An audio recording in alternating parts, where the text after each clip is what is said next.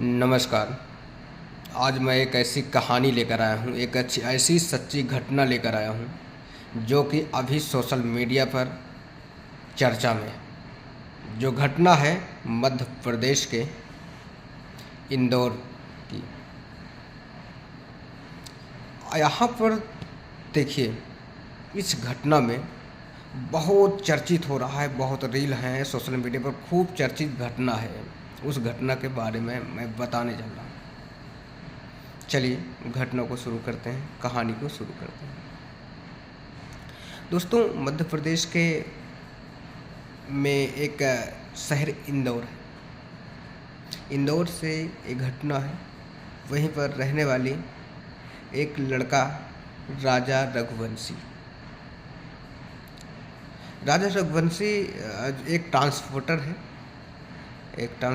तीन भाई हैं, दो भाई उसके ट्रांसपोर्ट, अच्छा खासा ट्रांसपोर्ट का काम करते हैं। ये भी ट्रांसपोर्ट का ही काम करता था। अच्छी खासी आमदनी है, सब कुछ सेटल है, सब कुछ ठीक है। राजा सबसे छोटा बेटा था और जो है उसकी उम्र हुई और घर वाले बोले, शादी उदी का चर्चा चलने लगा। तभी किसी पत्रिका में उन्होंने सोनम का फ़ोटो देखा और इनका डिटेल देखा, तो अपने घर वालों को ला के दिखाया कि मम्मी देखो एक फ़ोटो कैसी है, लड़की कैसी लग रही है। मम्मी बोले, वाह बेटा, लड़की तो अच्छी है। तो राजा ने बोला, क्या मम्मी इस लड़की से मेरी शादी करवा सकती हो? मम्मी बोली, ठीक है, करवा दूँगी। तब वहीं से सोनम और राजा की शुरुआत होती है। अब वहाँ से कॉल किए उसके परिवार वालों को अपने राजा बेटे के बारे में बताए। परिवार वालों ने बोला कि ठीक है, लड़का मुझे पसंद है। और लड़की के घर वालों को लड़का पसंद था और लड़का के घर वालों को लड़की पसंद थी। राजा को लड़की पसंद थी। सोनम भी बोल दी कि लड़का हमें पसंद है। सब कुछ तय हुआ। अब उसके बाद समय बीतता गया और पंडित जी से और जो है मुहूर्त का बात हुई, तो पंडित जी ने बताया कि 11 मई 2025 को बहुत अच्छा दिन, इसी दिन दोनों का शादी का दिन तय हुआ। समय बीतता गया और वो शादी का दिन आया।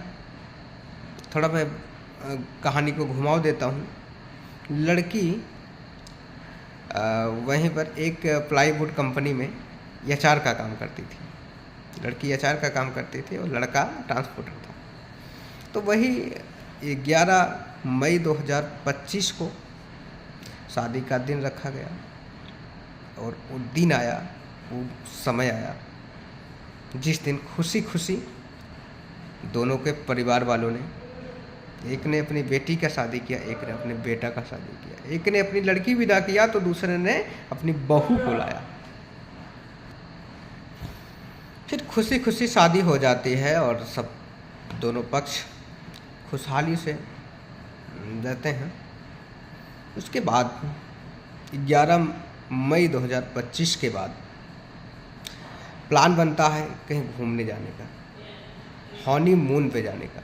अब इसको हम हनीमून कहें या हानी खून कहें, तो जाने का प्लान बनता है। तो इन्होंने 20 मई को इंदौर से निकल गए, फ़्लाइट बुक की और 20 मई को इंदौर से शिलोंग के लिए निकल गए। तो उसी दौरान इनकी माँ ने बताया, बेटा देखो, जो वहाँ जा रहे हो तो गहना वहना बहुत ज़्यादा पहन के मत जाना। लड़का ने बोला ठीक है। फिर लेकिन सोनम के कहने पर राजा रघुवंशी ने फिर से अपनी चैन वैन, अपना ज्वेलरी जो है पहन कर चल दी। 20 मई 2025 को इन्होंने इंदौर से फ्लाइट पकड़ा और गए बेंगलोर। अब बेंगलोर से शिलोंग गए। फिर इन्होंने माँ कामाख्या का दर्शन किया।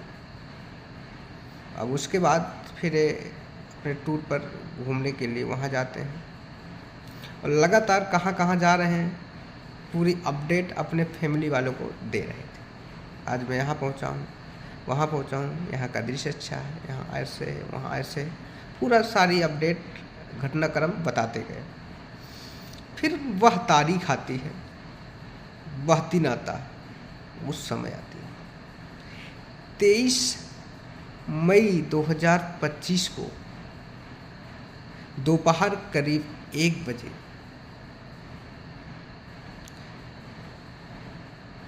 उसकी माँ राजा रघुवंशी की माँ उमा, यानी कि सोनम की सासू माँ, उनकी नाम है उमा।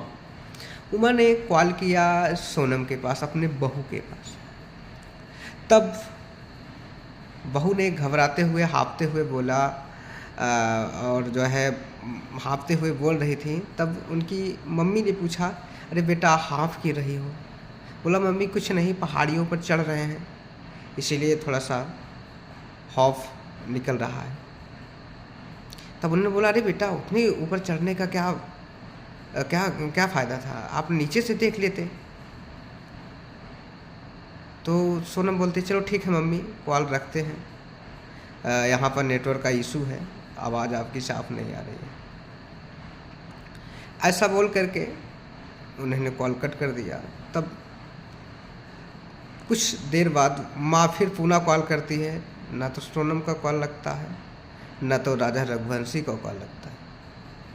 एक कहानी उसी दिन लास्ट बातें रघुवंशी और सोनम से हुई थी उसकी माँ का। तब से सोनम गायब और राजा रघुवंशी भी नहीं मिला। अब घर वाले में अफरा तफरी मच गई, दोनों परिवार वालों में। अब राजा का एक भाई, इनसे बड़ा एक मझला भाई, और सोनम का भाई, सब दोनों परिवारों में अफरा तफरी मच गई। आखिर क्या हो गया, कहाँ गए, कैसे हुआ, फ़ोन क्यों नहीं लग रहा? तब दोनों ने प्लान बनाया, उनके दोनों भाई, एक लड़का का भाई एक लड़की का भाई, प्लान बनाया कि हम लोग को ऐसे नहीं, हम लोग को वहाँ चलना चाहिए, जो कि इंदौर से 2100 किलोमीटर दूर गए थे। तब दोनों ने आपातकालीन फ़्लाइट बुकिंग किया और वहाँ पर गए, आपातकालीन लैंडिंग किया। उसके बाद खोजने लगे और मीडिया के खबरों के मुताबिक बताया जा रहा था कि पहली बार उनको वहाँ पुलिस का भी सहायता नहीं मिला और लोगों का भी सहायता नहीं मिला। उनकी भाषाएं इनको नहीं समझ में आ रही थी, इनकी भाषाएं उनको नहीं समझ में आ रही थी। तमाम ऐसी समस्याएं हुई। फिर उन्होंने मीडिया के कहने अनुसार जो है बताते हैं कि यूट्यूबरों का कोई नहीं साथ दिया, तो यूट्यूबरों का उन लोगों ने बोला कि ऐसा नहीं काम चलेगा, यूट्यूबरों का साथ लिया।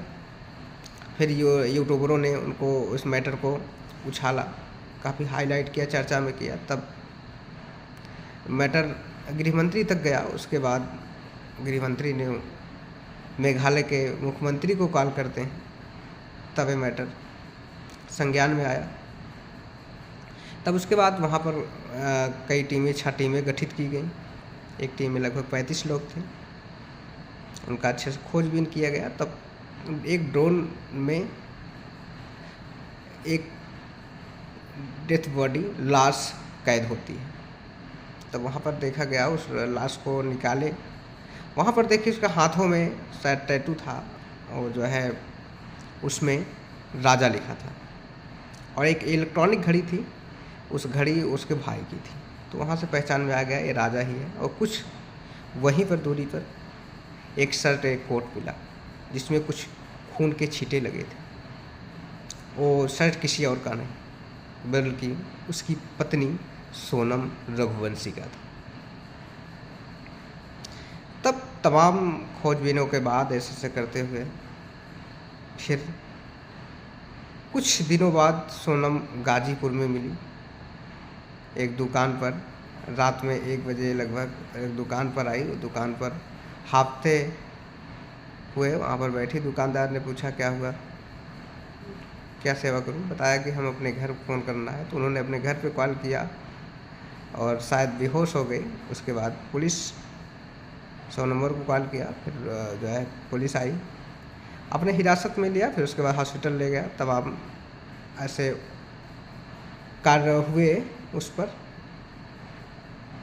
लेकिन लास्ट में ये पता चलता है कि ये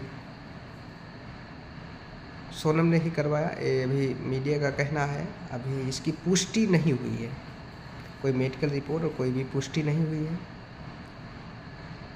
अब आगे क्या होता है वो बताया जाएगा आपको, इसकी पुष्टि होने के बाद आपको बताया जाएगा। और इसमें कुछ लोग भी गिरफ्तार हुए हैं। उसका बॉयफ्रेंड बताया जा रहा है राज कुशवाहा, जैसे आदि लोग गिरफ्तार भी हुए हैं। तो एक कहानी से हमें सीख मिलती है दोस्तों, अगर आपको लव मैरिज करना हो या ऑरेंज मैरिज करना हो तो सोच समझ कर करें।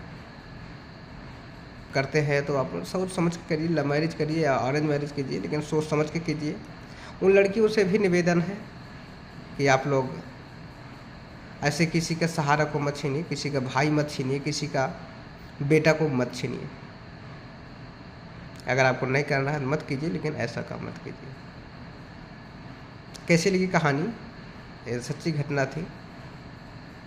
अगर अच्छी लगी हो तो चैनल को सब्सक्राइब कीजिएगा, लाइक कीजिएगा, शेयर कीजिएगा। जय हिंद, जय भारत।